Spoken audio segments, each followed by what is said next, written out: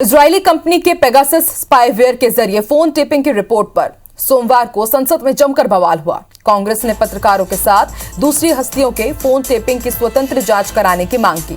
सरकार ने इसे खारिज करते हुए कहा कि रिपोर्ट में लीक हुए डेटा का जासूसी से कोई लेना देना नहीं है।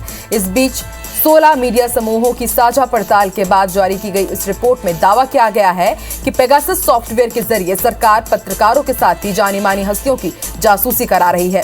इसकी दूसरी लिस्ट में कांग्रेस सांसद राहुल गांधी के अलावा प्रशांत किशोर, पूर्व सीजेआई रंजन गोगोई और चुनाव आयुक्त की जासूसी की बात भी कही गई है। इस रिपोर्ट में कहा गया है कि भारत में मंत्रियों, विपक्ष के नेताओं, पत्रकारों, लीगल कम्युनिटी, कारोबारियों, सरकारी अफसरों, वैज्ञानिकों, एक्टिविस्ट समेत करीब 300 लोगों की जासूसी कराई गई है। करीब 40 पत्रकारों पर फोन के जरिए निगरानी रखी जा रही थी। इस जासूसी के लिए इजराइल के पेगासस स्पाईवेयर का इस्तेमाल किया गया था।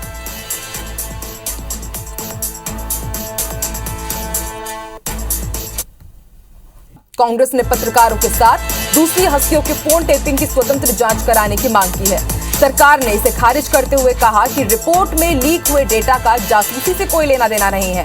इस बीच 16 मीडिया समूहों की साझा पड़ताल के बाद जारी इस रिपोर्ट में दावा किया गया है कि पेगासस सॉफ्टवेयर के जरिए सरकार पत्रकारों के साथ ही जानी मानी हस्तियों की जासूसी करा रही है। इसकी दूसरी लिस्ट में कांग्रेस सांसद राहुल गांधी के अलावा प्रशांत किशोर, पूर्व सीजेआई रंजन गोगोई और चुनाव आयुक्त की जासूसी की बात भी कही गई है।